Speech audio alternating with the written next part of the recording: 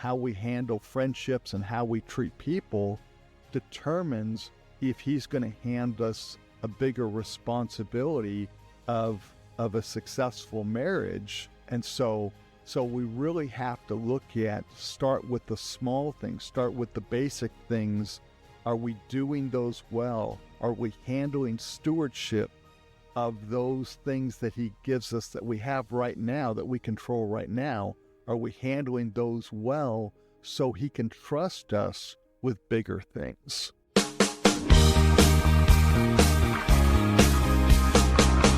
Welcome to the Restore Go podcast, where we discover ways to restore our relationship with God and others.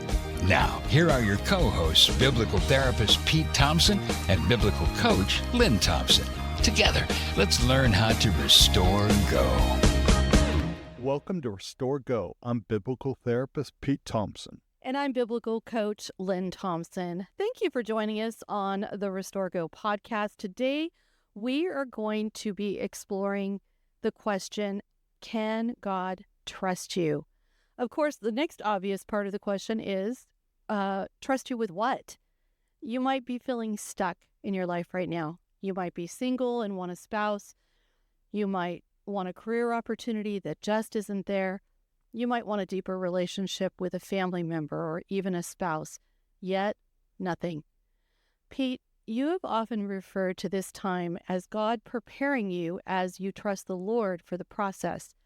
But trusting Him can be hard.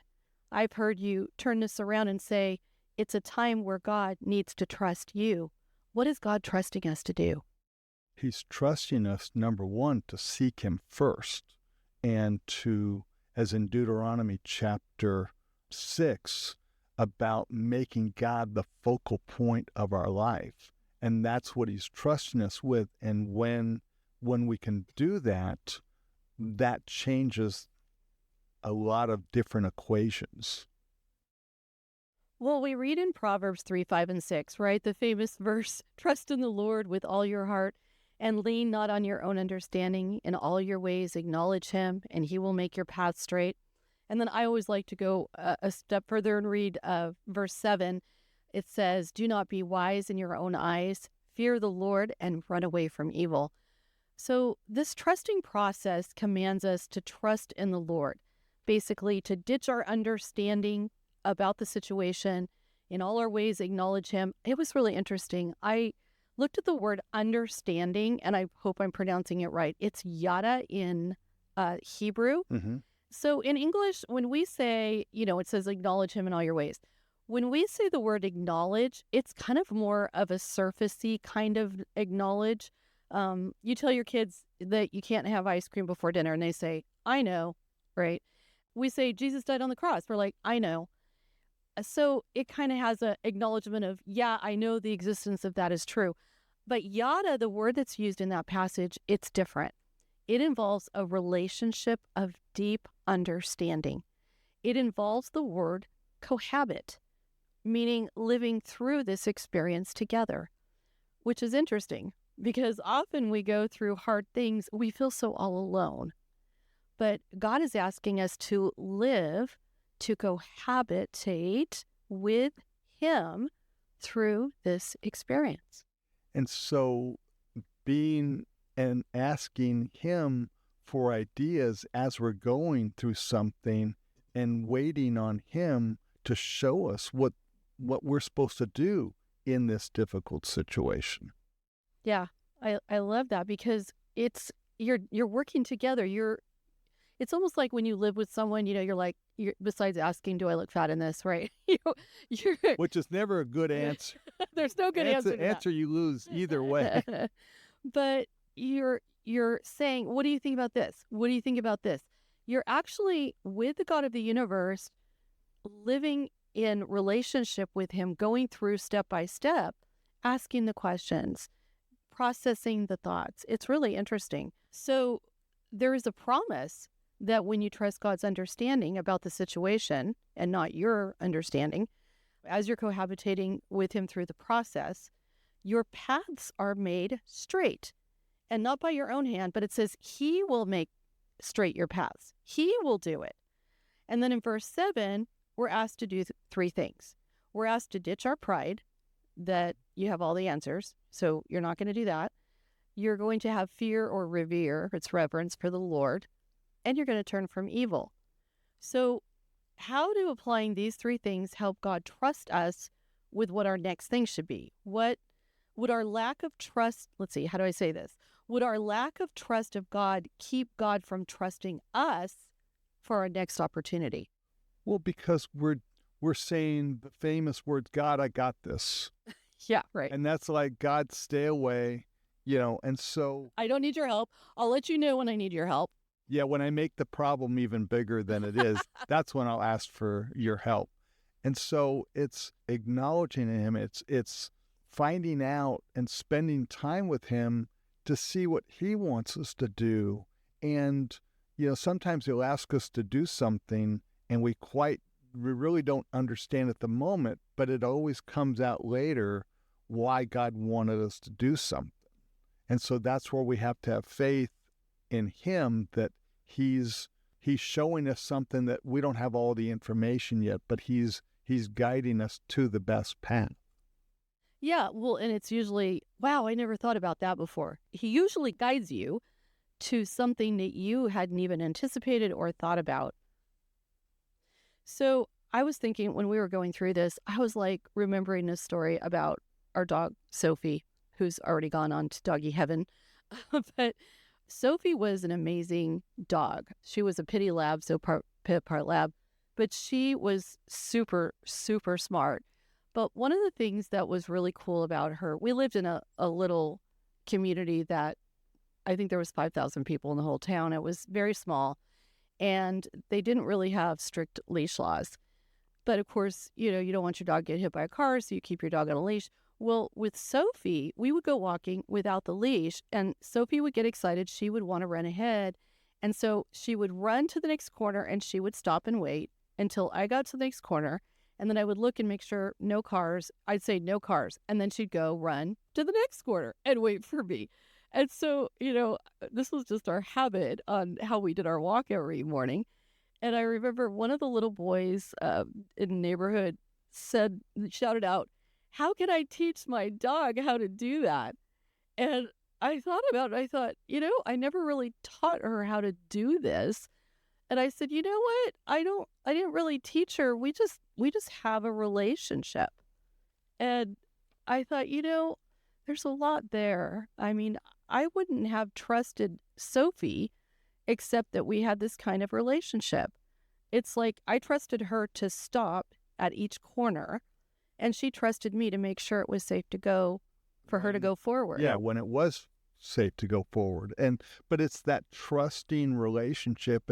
It's not believing, well, God's the big party pooper and he just wants to keep me away from all the fun, all the parties and all of these things because it looks really fun to go to those parties. But as he's saying, Pete, that's not a good idea to do that. He's saying that for a reason.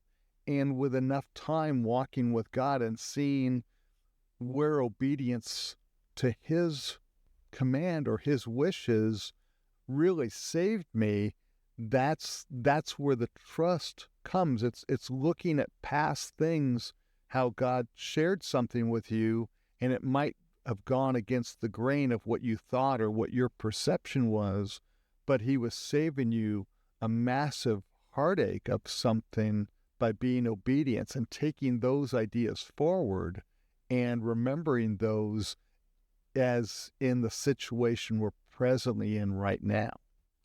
Well, yeah, you kind of worked into another story I wanted to share because it works out the other way too. One of our children was a butterfly kid, and these are the kids that wander really easily. I mean, for goodness sakes, I think he got lost at Disneyland one time. Talk about a heart-stopping moment for a parent. But so when he was little, like about 3, I would keep him on a leash, which when we went out into crowds, right? Because otherwise he would wander and get lost.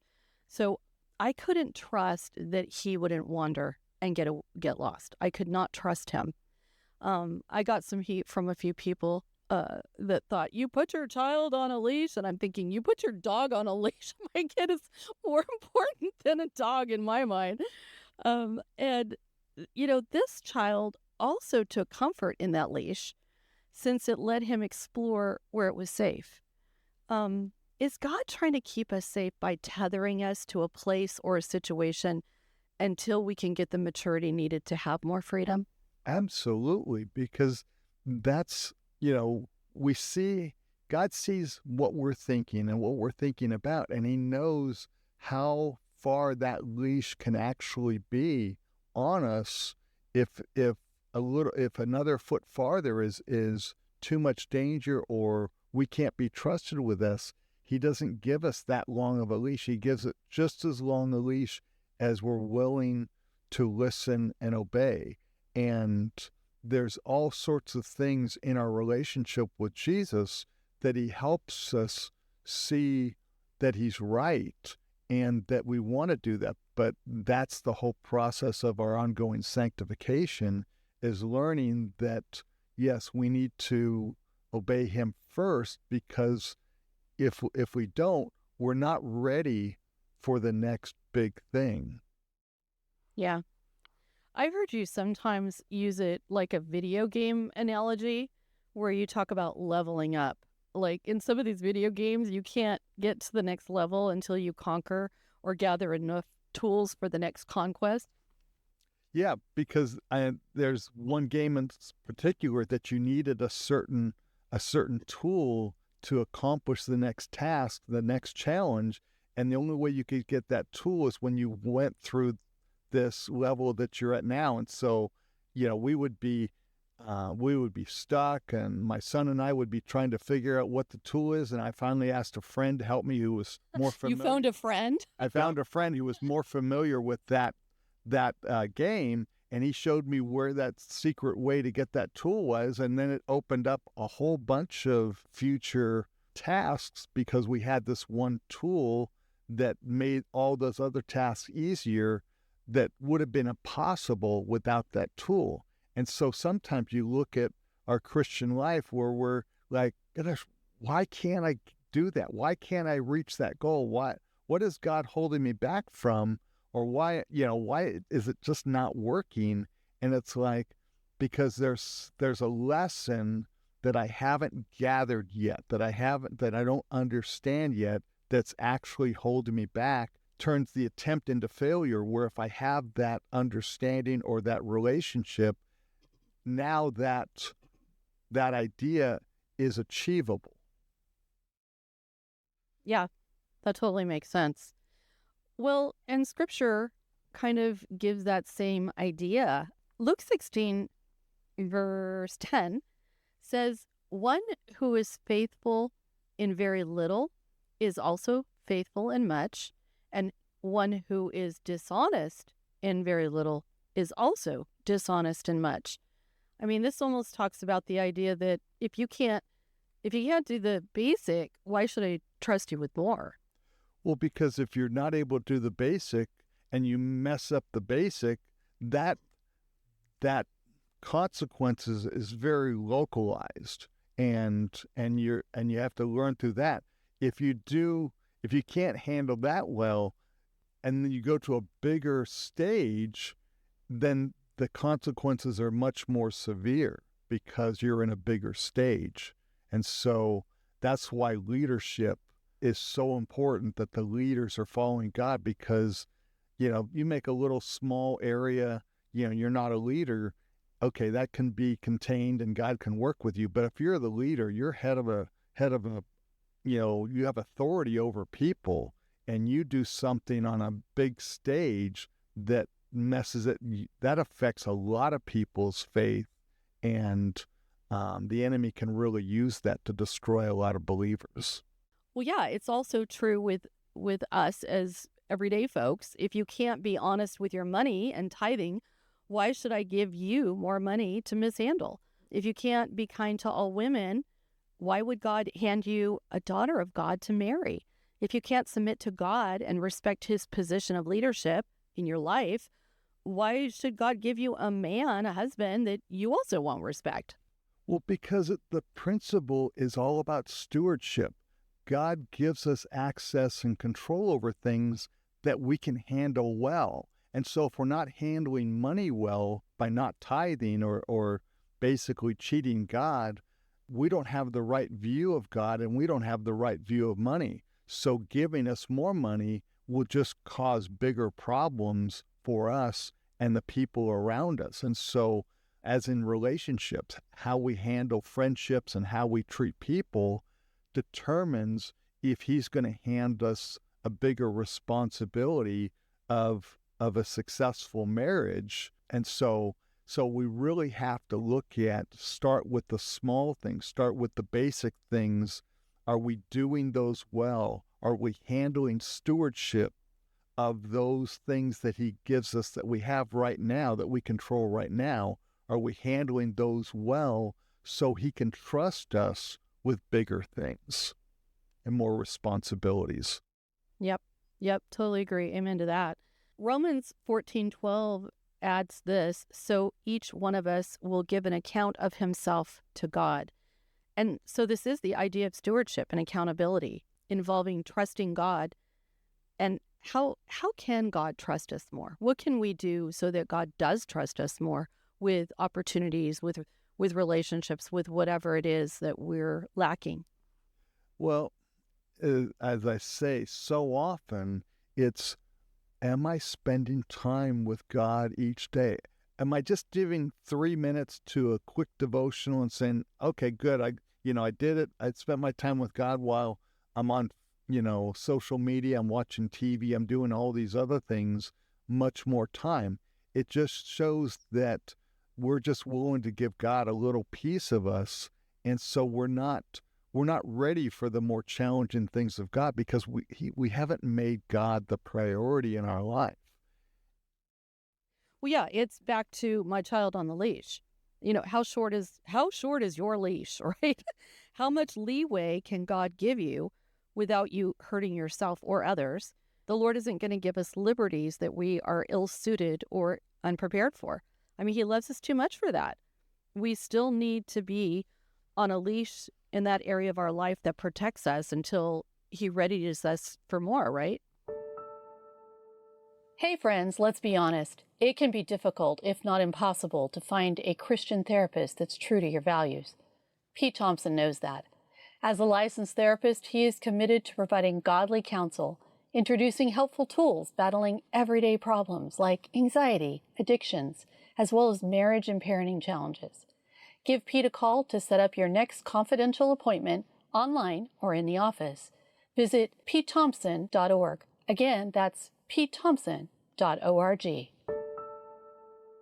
Yeah, because if we have sin in our life that's ongoing sin and we're practicing sin and living according to the flesh, we're not useful for very much. It's not that God can't, we can't ask God to help us and do some things, but our leash is really short because there's only so much that we can handle and we're not asking God for the help to do it. So it's only so much in our own strength that we can do. And so that's just a measure that we're not ready for the bigger assignments, for the more joyous work and the peace that comes from obedience of doing what God is encouraging us to do. Well, I know you believe that trials kind of are for this purpose, that as we trust God to use the trials to ready us for the next thing, we don't view trials as, oh, there's a trial, I have to get past it. It's actually that you want to get through it and do the work that is done during the time of trials. That's why we have joy, since we know that he knows how to break down the barriers that get in the way of our progress going forward. I know sometimes you even used like boot camp as an example. Well, yeah. And so when you look at a military boot camp, you've got a civilian who thinks like a civilian, and you're trying to make that civilian into a usable military fighting person. And whatever training you have, whatever skill you have, you have to be able to handle a rifle. You have to be able to do certain things and think a certain way so that you can be an effective military person.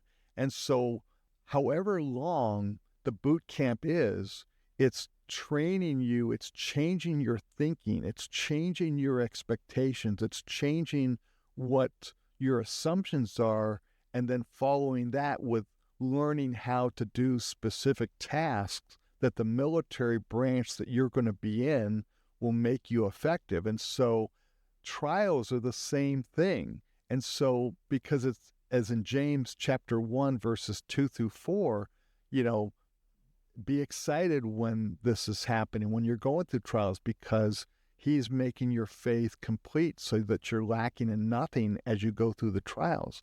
And so trials are there to change our thinking about things. Scripture says that, we renew our minds daily in the Word of God, and so that we get rid of the faulty thinking that, well, why do I have to go through trials at all? Because trials make us stronger, just like boot camp makes a person stronger. And so when we look at that, that's why we can have joy, because we know that God is doing something in us as we remember the past trials that we went through and how God changed us in those trials. And that's the only way that you can look at trials and be effective is looking at the idea that there's a rough area that is getting in the way of future plans that God has for me to do, that he gets the glory from, and going through this trial takes out that belief system or that behavior or whatever that's going to interrupt the success that God has for us in his kingdom. Well, yeah, that totally makes sense, because in the military, you wouldn't put someone in a position of leadership or authority that you didn't trust. He has to earn that trust. And how does he do that? In the little things along the way. And trust seems to be the major factor when you're going through a trial. Do you trust me with this? Because it's easy to get off mission when you stop trusting God. It really is. You start grabbing for other things to fill in the blank instead of trusting him. Well, yeah, you try and help God, because we're all good in helping God. And so, this is really difficult, so I'm going to do this thing instead, because then that can make up for what God's not providing. Well, God's not providing something because we're not ready to handle what God's not providing yet. And so when we try and bail out and do other things to help God, solve our financial needs by getting an extra job or doing something that he hasn't authorized for us to do, we're shortchanging the trial. And when you shortchange a trial, you don't complete it. Guess what you have to do again? You have to go through a similar trial yes. to repeat learn. The simulation. Yeah, rinse and repeat. So you have to go through it again. And so it's good to go through it well. And going through it well is like, God, I don't understand what you're doing in this, but I trust you that this is important for my relationship with you and my relationship with others. Yeah, because like I said, it's easy to get off mission when you stop trusting God. And then God cannot trust you unless you are on mission to complete the task, that we need to be doing, and to hear, well done, good and faithful servant. Absolutely. Well, thank you for joining us today on the Restore Go podcast. We drop a new episode every Wednesday. We invite you to like and subscribe, to give our office a call for your confidential appointment. We'd love to help you grow closer to God's amazing plan for your life. Until next time, be blessed.